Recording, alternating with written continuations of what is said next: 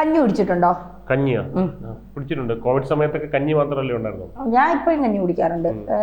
വീട്ടില് ലീവ് നിൽക്കുന്ന സമയത്തൊക്കെ അസുഖം വരുമ്പോഴൊക്കെ കഞ്ഞി കുടിക്കാറുണ്ട്. പനിയൊക്കെ വരുമ്പോൾ പഴം കഞ്ഞി ഞങ്ങളുടെയൊക്കെ നല്ല പഴങ്ങി എന്നാണ് പറയുന്നത്.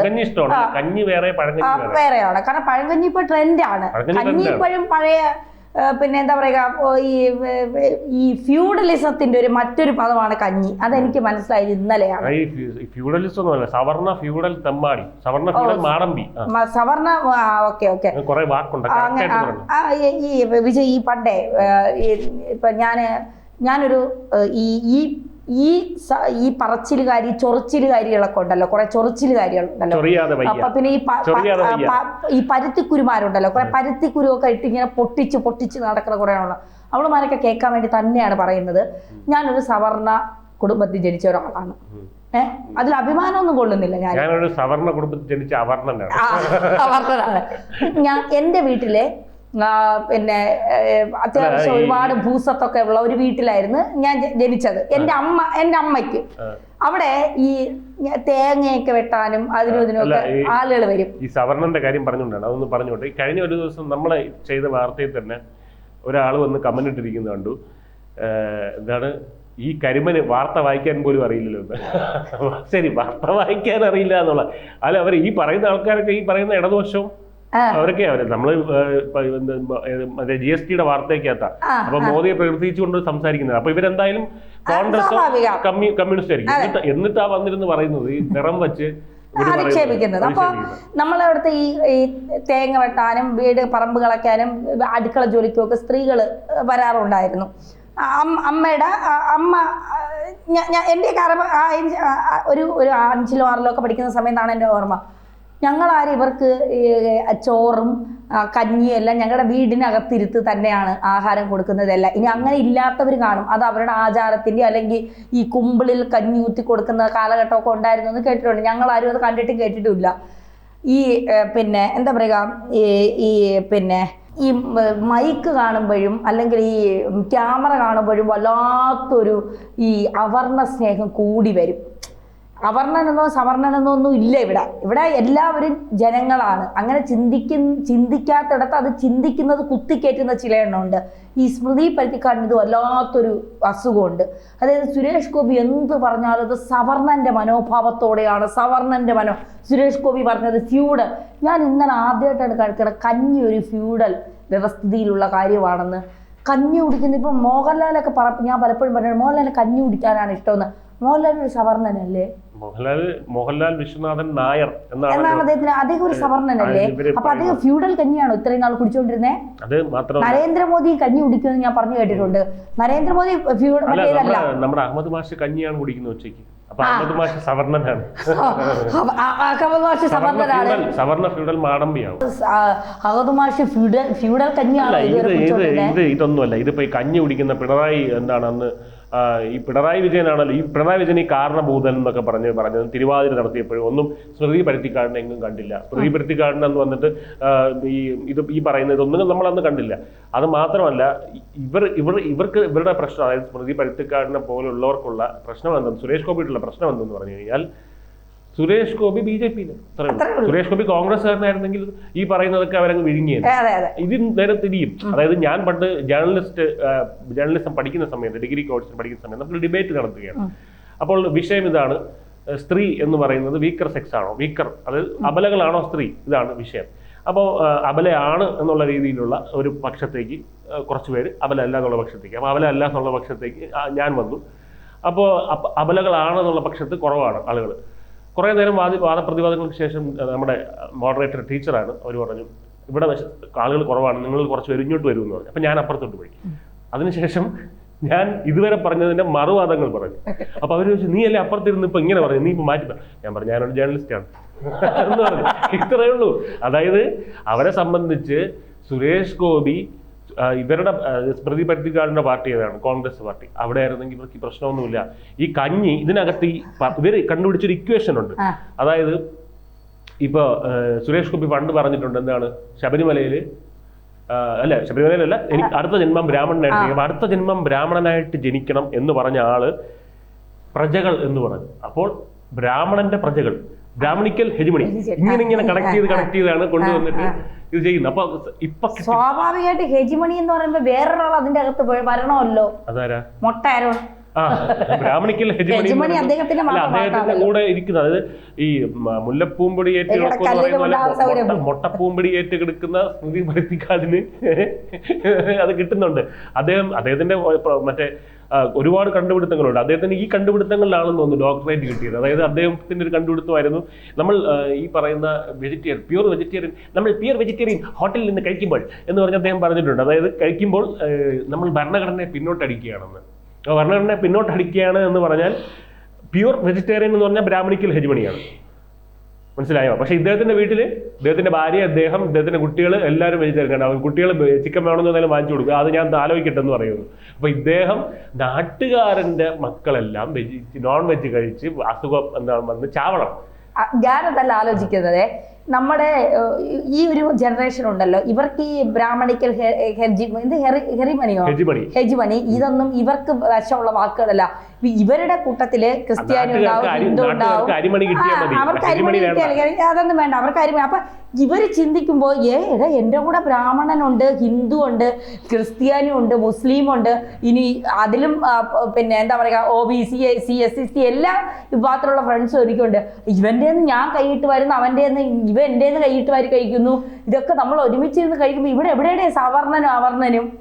ഈ ചിന്താഗതി ഇല്ലാത്ത ചിന്താഗതി ഉണ്ടാക്കി കൊടുക്കുകയാണ്. സത്യത്തിൽ ഇവനെയൊക്കെ കലാപം ഉണ്ടാക്കുന്നതിന്റെ പറഞ്ഞ് പിടിച്ച് അകത്തിടുകയാണ് വേണ്ടത്. ഇവരെ ഉദ്ദേശ വാക്ക് പ്രജ എന്ന് പറയുന്നത് എന്തോ അദ്ദേഹം പറഞ്ഞത്രയാണ് ഞാൻ എൻ്റെ പ്രവർത്തിക്കുന്നതിൽ എൻ്റെ ശമ്പളം പോലും ഞാൻ വാങ്ങിക്കാറില്ല. ആ ശമ്പളത്തിന്റെ ഓരോ രൂപ പോലും എൻ്റെ പ്രജകളുടെ കഞ്ഞിപ്പാത്രത്തിലേക്ക് എത്തുന്നുണ്ടെന്ന് ഞാൻ ഉറപ്പുവരുത്തുന്നുണ്ട്. ഇത് ഒരു ഭയങ്കരമായ സ്റ്റേറ്റ്മെന്റ് ആണ് സുരേഷ് ഗോപി. അതായത് എന്താണ് അദ്ദേഹം പറയുന്നത്? ഞാൻ ചെയ്യുന്ന എൻ്റെ ജോലി പൊതുപ്രവർത്തനം, ജനങ്ങളെ സേവിക്കുക എന്നുള്ളത്. അതിനെനിക്കൊരു കൂലിയുണ്ട്. കാരണം ഞാൻ മനുഷ്യനാണല്ലോ, എനിക്കൊരു കൂലി വേണം.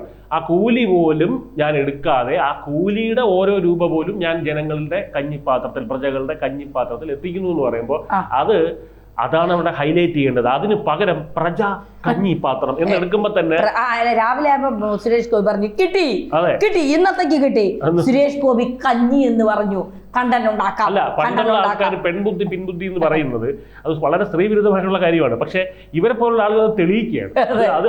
അത് സ്ത്രീവിരുദ്ധമല്ല, അത് സത്യമാണ് എന്ന് തെളിയിക്കുകയാണ്. കാരണം അതെന്താണെന്നറിയാമോ, നമ്മുടെ നിലനിൽപ്പിന് വേണ്ടി നമുക്ക് എന്തും ചെയ്തേ പറ്റൂ.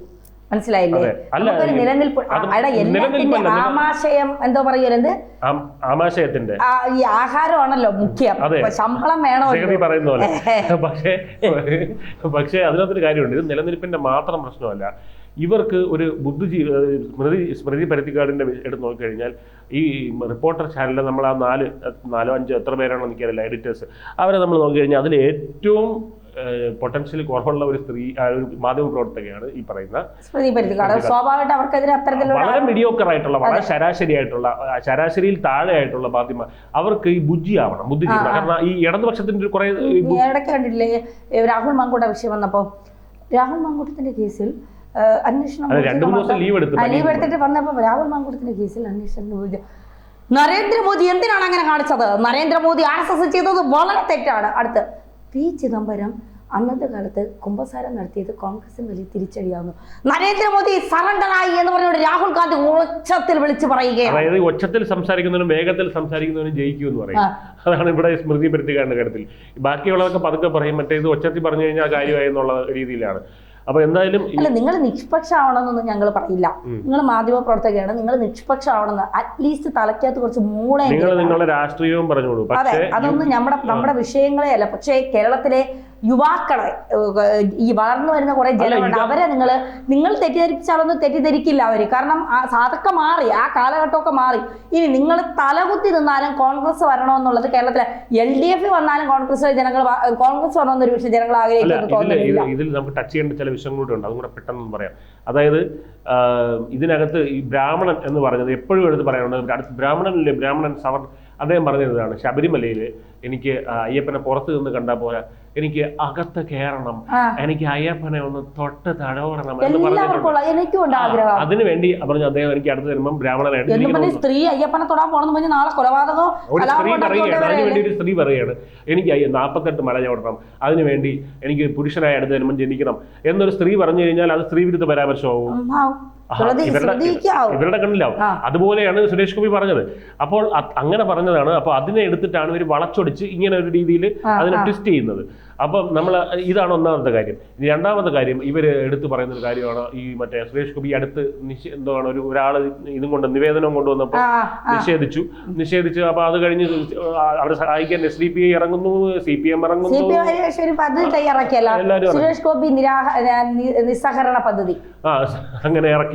അപ്പൊ അത് ഇപ്പൊ സുരേഷ് ഗോപി അത് ചെയ്യേണ്ടത് വയനാട്ടിലാണ്. വയനാട് പോയിട്ട് ഈ ചൂരൽമലയിലുള്ളവർക്ക് ഇങ്ങനെ നിഷേധിക്കണം, എനിക്ക് തരാൻ പറ്റില്ല, നിങ്ങൾ പ്രിയങ്ക ഗാന്ധിക്ക് കൊണ്ട് കൊടുക്കുക എന്ന് പറയുമ്പോൾ പ്രിയങ്ക ഗാന്ധി എവിടെയാണെങ്കിലും ഏത് ഗുഹയിലാണെങ്കിലും പ്രിയങ്ക ഗാന്ധി ഓടിയെത്തും. കാരണം എന്ന് പറഞ്ഞാൽ ഫണ്ടിൽ നിന്ന് ആൾ സാധനം കൊടുക്കുകയും ചെയ്യും.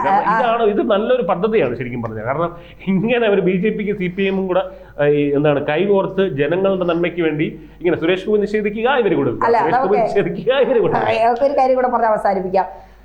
സ്മൃതി പരുത്തിക്കാടിൻ്റെ ഒരൊറ്റ കാര്യം എനിക്ക് പറയാനുള്ളത്, നിനക്ക് പറയാനുള്ളത് നീ പറഞ്ഞു ഇത് കഴിഞ്ഞിട്ട് എനിക്ക് ഒരൊറ്റ കാര്യം സ്മൃതി പരുത്തിക്കാടിനോട് പറയാനുള്ളത്, നിങ്ങൾ 1000 ജന്മം ജനിച്ചു വന്നാലും സുരേഷ് ഗോപി എന്ന് പറയുന്ന മനുഷ്യ സ്നേഹിയാവാൻ നിങ്ങൾക്ക് കഴിയില്ല. നിങ്ങൾക്ക് നിങ്ങളുടെ ചീഞ്ഞ രാഷ്ട്രീയം മാത്രമേ ചാനലിൽ നിന്ന് പറയാൻ കഴിയൂ. അങ്ങനെ ഒരു മനുഷ്യനാകാൻ, മനുഷ്യത്വമുള്ള ഒരു മനുഷ്യനാകാൻ നിങ്ങൾക്ക് 100 അല്ല 150 ജന്മം ജനിച്ചാലും കഴിയില്ല സ്മൃതി പരുത്തിക്കാട്. കാരണം നിങ്ങൾക്ക് ഒന്ന് നിങ്ങളുടെ തലയിൽ മൂളയില്ല, 2 നിങ്ങൾക്ക് മനുഷ്യത്വമൊന്നുമില്ല. നിങ്ങൾക്ക് ആൾക്കുള്ളത് കോൺഗ്രസ് കോൺഗ്രസ് കോൺഗ്രസ് ഇത് മാത്രമാണ് നിങ്ങളുടെ മനസ്സിൽ. അത് വെച്ച് നിങ്ങൾ രൂപപ്പെടുത്തിയെടുക്കുന്ന കുറേ വൃത്തികെട്ട ചിന്താഗതികൾ അതൊക്കെ ഒന്ന് മാറ്റി നിങ്ങൾ മനുഷ്യന്റെ ഇടയിലേക്ക് ഇറങ്ങിച്ചെന്ന് ഈ ഭയങ്കര സംഭവമാണ് ഒന്നുമല്ല, ഒന്നുമല്ല, അതാദ്യം നിങ്ങൾ മനസ്സിലാക്കുക. അതിൽ സംഭവമുള്ള ജേർണലിസ്റ്റുകൾ ഇവിടെ ഉണ്ട് ഇന്ത്യയിൽ ഒരുപാട് പേര്, ആരാധനയോടെയൊക്കെ കാണുന്ന ഒരുപാട്. അതിപ്പോൾ കോൺഗ്രസിലെ രാഷ്ട്രീയം പറയുന്നവരായാലും ഇടതുപക്ഷ രാഷ്ട്രീയം പറയുന്നവരാണെങ്കിലും ജനങ്ങൾ ഇഷ്ടപ്പെടുന്ന ഒരുപാട് നല്ല മാധ്യമ പ്രവർത്തകർ ഇന്ത്യയിലുണ്ട്.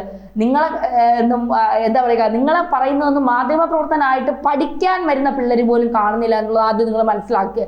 എന്നിട്ട് മനുഷ്യത്വമുള്ള മനുഷ്യനായി പെരുമാറാനും അത്തരത്തിലുള്ള ചർച്ചകൾ നയിക്കാനും പഠിക്കുക. എനിക്ക് സ്മൃതിയോട് പറയാനുള്ളത് ഇത്ര മാത്രമാണ്. അതായത് ഈ പ്രജ എന്ന് പറയുന്ന ഒരു വാക്കിൽ ആണ് കയറി തൂങ്ങിയിരിക്കുന്ന പ്രജ. ഇത് പ്രജകളുടെ കാലമാണ്. നിങ്ങൾ ഭരണം എന്നുള്ള വാക്ക് ഉപയോഗിക്കുന്നുണ്ടെങ്കിൽ പ്രജയും അവിടെ ഉണ്ടെന്നുള്ള കാര്യം നിങ്ങൾ പറയുകയാണ്. ഭരിക്കുന്നത് BJP അല്ലേ, ഭരിക്കുന്നത് CPM അല്ലേ, ഈ ഭരിക്കുന്നത് കോൺഗ്രസ് അല്ലേ എന്ന് പറയുന്നിടത്ത് അവിടെ ഭരണം എന്ന് പറയുന്നുണ്ടെങ്കിൽ ഓട്ടോമാറ്റിക്കലി ഇപ്പുറത്ത് അവർ പ്രജകളാവുകയാണ്. പിന്നെ പ്രജക എന്ന വാക്കിന്റെ അർത്ഥം തന്നെ പൗരൻ എന്നാണ്. അത് എല്ലാ കാലത്തും അങ്ങനെയായിരുന്നു, അതിപ്പോഴും അങ്ങനെയാണ്. അതാണ് മനസ്സിലാക്കേണ്ടത്. ഇനി ഒരു രാജാവ് എന്നുള്ള രീതിയിൽ സുരേഷ് ഗോപി അങ്ങനെ നടന്നിട്ടുണ്ടെങ്കിൽ അത് മനസ്സുകളിലാണ് രാജാവായിട്ട് നിൽക്കുന്നത്. അല്ലാതെ അദ്ദേഹം സ്വയം വന്നിട്ട് ഞാൻ ഇവിടുത്തെ രാജാവാണെന്ന് ഒരിടത്തും ഒരിക്കലും പറഞ്ഞിട്ടില്ല. അപ്പോൾ ജനമനസ്സുകളിൽ രാജാവായിട്ട് നിൽക്കുന്നത് അതിന് നിങ്ങൾക്ക് ഒന്നും ചെയ്യാൻ പറ്റില്ല. ഈ പറയുന്ന പോലെ വോട്ട് ചോരി, നിങ്ങളുടെ രാഹുൽ ഗാന്ധി പറയുന്ന പോലെ വോട്ട് ചോരി അദ്ദേഹം ചെയ്തു, നരേന്ദ്രമോദി ചെയ്തു. പക്ഷെ അത് ജനങ്ങളുടെ മനസ്സിൽ നിന്നാണ് ചെയ്തത് എന്നുള്ളതാണ് വ്യത്യാസം. അതായത് BJPക്ക് വോട്ട് ചെയ്യാൻ കോൺഗ്രസിന് വോട്ട് ചെയ്യാൻ പോകുന്നവന്റെ മനസ്സ് മാറ്റി BJPയിലേക്ക് വോട്ട് ചെയ്യിപ്പിക്കുന്നു. അതാണ് വോട്ട് ചോരി. അപ്പോൾ അതാണ് നിങ്ങൾ മനസ്സിലാക്കേണ്ടത്. നിങ്ങൾ ഈ പറയുന്ന ആരോപണങ്ങളെല്ലാം നിലനിൽക്കുന്നുണ്ട്, പക്ഷെ നിങ്ങൾ പറയുന്ന തലത്തിലല്ല എന്ന് മാത്രം. അതെ.